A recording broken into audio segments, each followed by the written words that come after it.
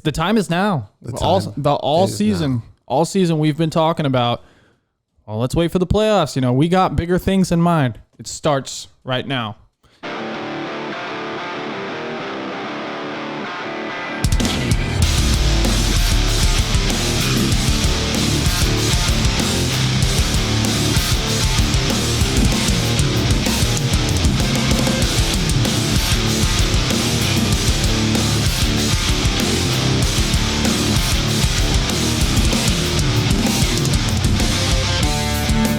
Cowboy Nation, what is happening? Live and in living color, we bring to you the Noise of the Boys podcast, a Dallas Cowboys homer exclusive from our studio at HQ1. I am your co-host, color commentator, Matt Longoria, and with me, as always, my right-hand dude, sitting to my left, Uncle C-Tom. What's up, everybody? Matt and I are just two true blue, over-the-top, die-hard fanatics that come together to help you celebrate those wins, but still find the silver and blue linings in the losses.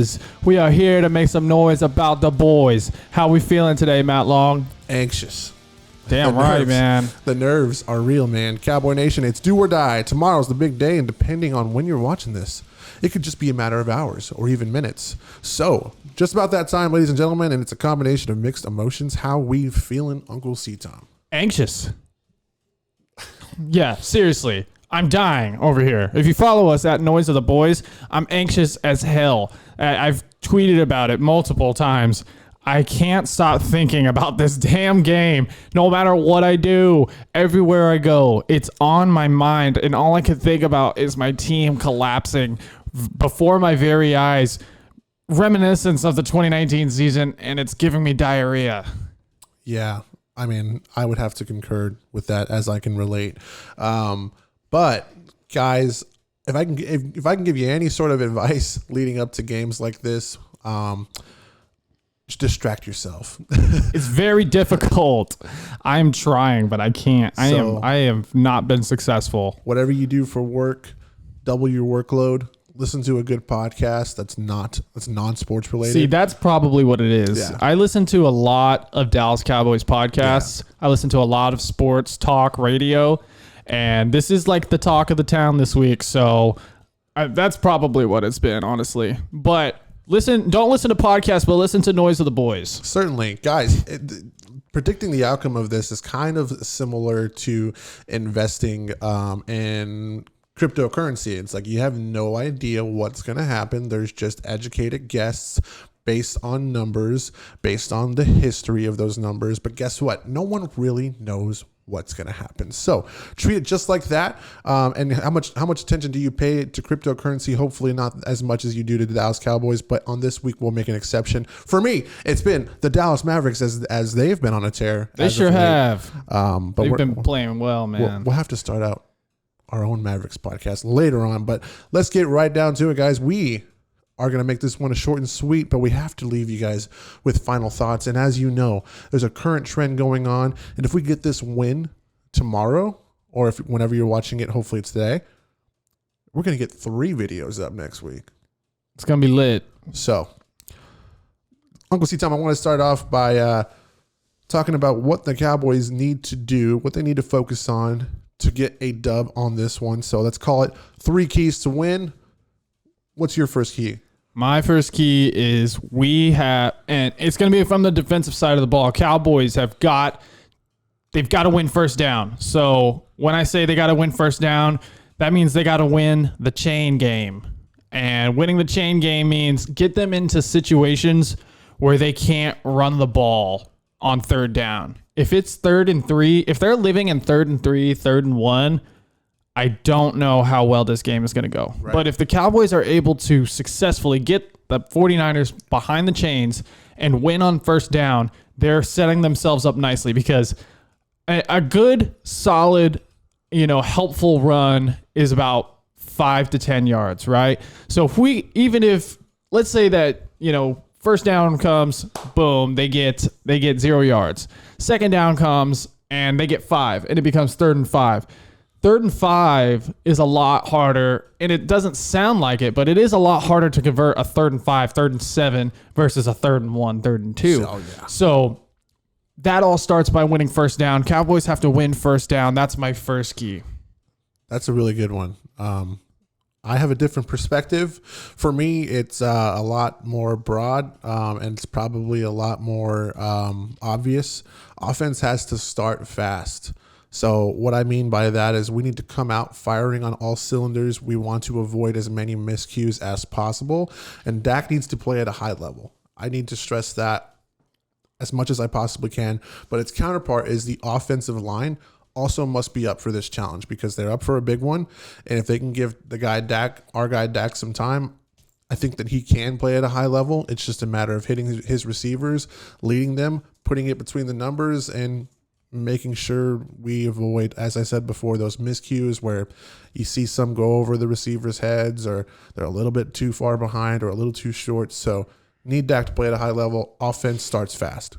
Offense, man, let's hope that they come out and they start looking like, some team, not the 2019, reminiscent of 2019. Let's hope that, we're not going to see the team that came out to play against Kansas City or Arizona. Let's hope that we see the team that came out to play the Philadelphia Eagles, the New England Patriots. Let's hope we see the team, hell, even in the second half of the Las Vegas Raiders. Let's hope that we see those teams come out and play. I love that key to win because as crappy as it is to say, I think the Cowboys are front runners. So I think that is definitely a key to win. That's a good one. Okay, I'll go into my second. I put in here, don't beat yourself. So receivers, you must make catches. Drops are unacceptable. It's the postseason. Drops do nothing for us. They're just a setback. So guys, talking to you, Amari Cooper, CeeDee Lamb, Seti, need you guys to stick them on your hands. Not for real. Stick them on your hands. We should not be seeing you drop any balls. Zeke, that includes you, my friend. Schultz, Jarwin, I'm looking at you. And also, Dallas going into the postseason is the most penalized team of all the league. So we have to avoid penalties at all costs. This should not be a postseason story of the year. Dallas lost because of a bad or a missed defensive pass interference or a bad OPI. Avoid this at all costs because we hate to go into the offseason thinking like, man, what if? And then my last point, and don't beat yourself, Greg Zuerlein, you need to do your job. Don't beat yourself. Yeah, don't beat yourself. That's a good one. When it comes to penalties, especially on the offensive end, what we've seen throughout, it really has been a tale of two seasons, hasn't it? So what we saw through the first half of the season was we didn't really necessarily care about penalties, and I'm just kind of like, grabbing something out of your key to win, but the thing that you said that stuck out to me was penalties. And the reason why is, like I said, we didn't care about penalties. It's like, we got to clean that up. But we weren't like, God, man, penalties are killing us. And it's because our offense was doing so well that we would get a holding call and we would still convert a 3rd and 15. We have not seen that at all the second half of the season. We get a penalty and I lean back in my chair and I throw my head back because I'm like, great. It's a drive killer. Yep. It's like, this drive's over. We can't overcome that. So penalties is the one that stuck out to me the most on that key. There was a pretty crazy stat that was like Dallas offense on like 3rd and 8 or longer have like a horrible completion or a conversion rate. So yeah. Come on, guys. Well, it's so funny that you say that is, I've got the 3rd down conversion percentage right here. And that kind of harps back to my first key to win, get them behind the chains. Dallas is 43%. That's number 11. So ranked 11th in the NFL on 3rd down efficiency. San Francisco is down at 14th. So they're middle of the pack. So all of this to strengthen my point on the key to win first down. It's going to be tough for San Francisco to overcome a long 3rd down. So that's my number one key to win. Moving forward with my second one, make them one-dimensional. Stop the run. We kind of touched on this on our last video. We do not fear Jimmy G. In my opinion, he is the same level, same caliber of quarterback as like a Carson Wentz, like a Kirk Cousins. Yeah, I like that. he's kind of like he's middle of the pack and he's average. He's not going to be somebody that's going to take over the game. And I really do. I thought that, and I'll like I said, shout out to him. He had a great game the last week of the season, but I do think that is an anomaly. I don't think that he's one of those quarterbacks that's going to make every single throw that you need him to, and that he's going to carry a team to a victory without things clicking around him. And that's kind of what we've seen from the 49ers team this season. So if we can stop them from running the ball, and I'll kind of touch on this with some statistics in my bold prediction, but if we can stop them from running the ball with some sort of efficiency, I think the Cowboys are going to be able to win this game. Well, then, that goes really well with my last point, and I'll go first if you don't mind. Go for it. Control the time of possession. Defense is really not a concern of mine going into this game. However, the defense against a high caliber running attack is very worrisome. So just to kind of piggyback off of your point, if we can contain that running game and make Jimmy Garoppolo beat us, I like our chances. Get San Fran's offense off the field and keep them there. We cannot turn the ball over.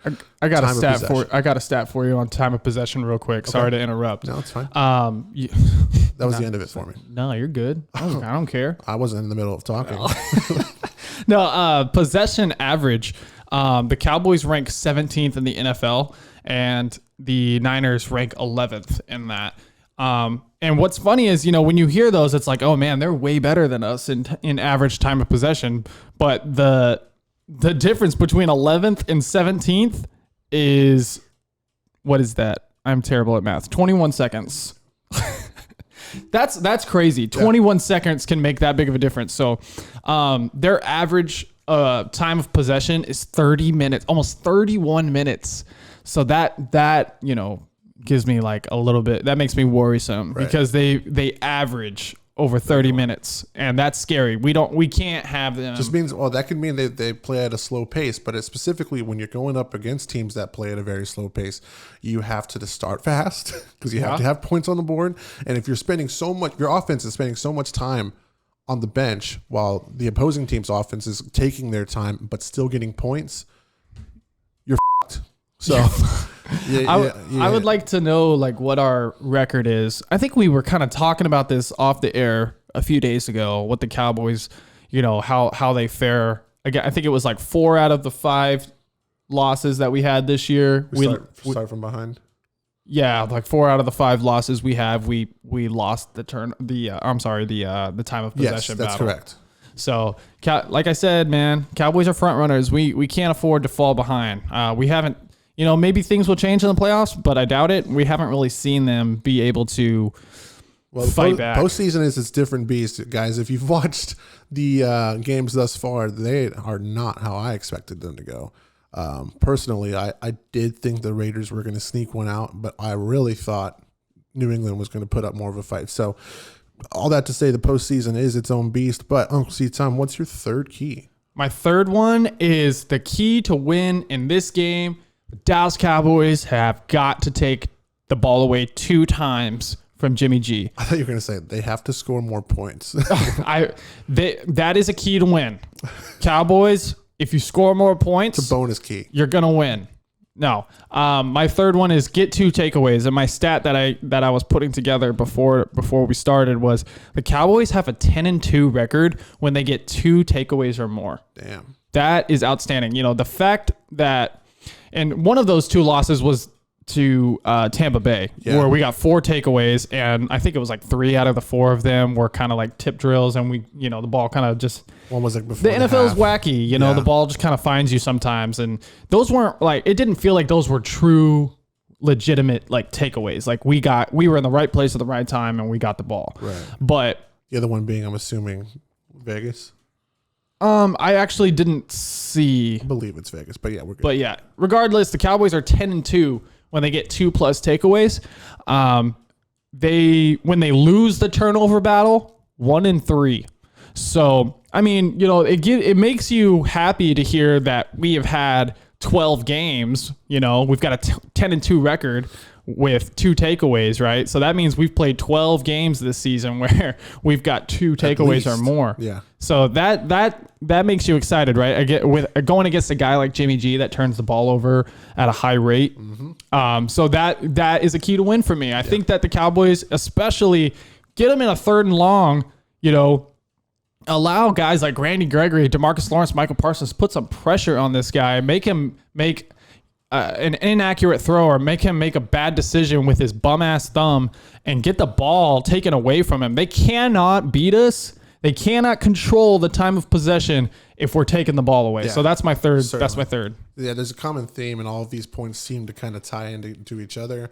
But ladies and gentlemen, we just gave you 6 with a bonus 7th key for this Cowboys team to get a victory on Sunday afternoon. We're going to move into our matchup of the game. You want to go first, or you want me to go first? I'll go first on this one. Okay. So my matchup of the game is going to be the Cowboys offensive line versus the 49ers defensive line. Namely, Bosa and Armstead versus Collins and Tyron Smith. Now, Bosa and Armstead, I'm hearing from like people on the Twitterverse and people that, you know, the Cowboys podcast that give me a lot of anxiety. I'm hearing that they kind of like to switch. I'm not sure if that's entirely true. Forgive me if I'm wrong, but you know, I have not watched a ton of 49ers football this season.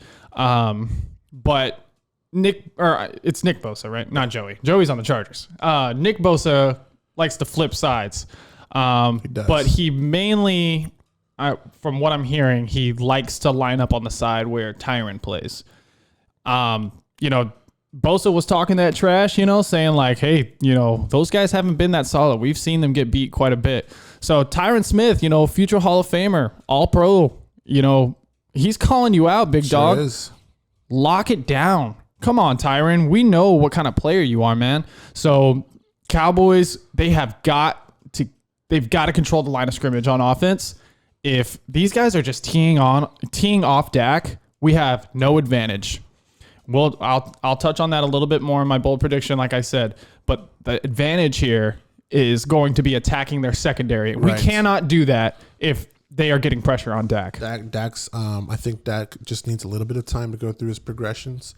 But here's my matchup of the game, and it's going to sound really familiar. But one last thing before you go.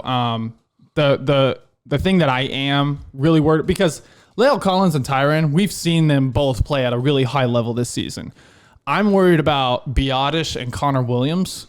It's no secret that that's been the weak spot of the offensive line.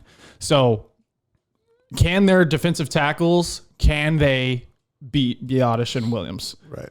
If they can, if they're just getting pressure with ease right up the gut and collapsing the pocket, it's going to be a long day. It really is. But if the Cowboys offensive line shows up and they play physical and they dominate that offensive line, the run game will be there and we're going to throw it all over them. Their corners won't stand a chance against our guys. I 100% agree with that. My matchup of the game is, for me, it's the tackle covering Nick Bosa. So it sounds like the majority of the game it will be Tyron, but we are not lost on the fact that he does like to play both sides. So he's got some versatility in that aspect. He has the ability to rush from either end. And just to reiterate my point from earlier, this offensive line, specifically the tackles, need to be ready for the San Fran defensive front. I would say look for Dak Prescott to be getting that ball out a little bit quicker than he usually does, but we're going to need some time. Definitely need some time. Yeah, you know what's kind of making me worried? We remember how the Cardinals played us on defense, where they just had everybody just kind of standing there. Yep. I'm really worried about them doing that to us. Do you think that that's something they would do, or do you think that their defensive front is just good enough to just try to get pressure with 3 to 4 guys? And I think that they'll just play it straight up. I think they'll take pride in that fact. Like, we are going to beat you physically, and you've heard that's been like their narrative of the week. We're more physical than Dallas. We're gonna find out. They called us out, man. Cowboys, if you got any pride, show up and be physical, man. Bold prediction. Moving right along. My prediction does have a contingency. Now, I think that my guy Coop goes off. I'm not trying to take any credit away from 49ers defensive backfield. You should. Only I am. You should. But I have Amari Cooper with 10 plus targets, 145 receiving yards, and at least one touchdown, contingent on the offensive line giving Dak time to go through his progressions. That would be awesome to see Coop have a big statistical game, in a playoff game. All the talk that has, been around Amari this season about, he's not getting the ball enough or he's not performing very well, whatever anybody's saying, it would be great, if your bold prediction came to fruition. I'm looking forward to seeing that sea of white, just hands over the mouth, Coop, all damn. Where you damn white, Cowboys Nation? Show up, be loud. It's a whiteout. I'm wearing it for the podcast. Show up to AT&T Stadium. Let's go. It's a whiteout, baby. Let's go. What you got? All right, so my bold prediction. A little bit of context. This is what I was referring to, guys. This is what I was going to get to. My bold prediction, some context. Okay, so the 49ers rushing offense, they average 127 yards per game. That's outstanding. That's number 7 in the league. Cowboys defense allows 112 rushing yards a game. That is middle of the pack, not terrible, not great. 16th in the NFL. Cowboys defense, this is my bold prediction. They will not allow 120 rushing yards. They are going to turn this into a game where Jimmy G has to win it with his bum thumb. The bum thumb. Like I said, in my keys to win, you got to make them one-dimensional. I think the Cowboys do that. Not going to allow 120 yards on the ground, regardless of who's running that ball on that side. And we're going to get those 2 takeaways. Jimmy G, let's see what you got, Big G. With that said, let's go into our score predictions. Let's do it. You go first this time. All right. This one is tough. This one has been weighing on my mind, weighing on my heart. And I really think that this one could go either way. This is going to be a stressful game. I think that this is going to be a game like 2014 Lions. That's how I feel like this game is about to be. I think it's going to be like 2018 Seahawks. It's going to be a close one. I think the Cowboys cover the spread, though. Cowboys get a win in the wild card round at home. I think the Cowboys have just done too much. They've set too many records, and they have too many good players to lose this game. Let's hope that I'm right. Cowboys win 27-23. We're going to Tampa next week. Ooh, assuming Tampa wins, huh? They're going to win. I'm never going to pick the Eagles. Okay, ladies and gentlemen, I too believe it will be a dogfight. These teams are very evenly matched, but I do think that the Cowboys have the advantage in certain positions, and this will be not the overall reason why they win, but this will be a telling reason. I trust in this team's preparation going into this game. I trust in the coaching staff to put together a scheme that will make us successful, but more so, I entrust in our captain, Dak Prescott, and his preparation. And if any of you have been reading up into what he's been up to recently, it's isolation and preparation. And for that, my score prediction is 34-28 Dallas. We're going to find out.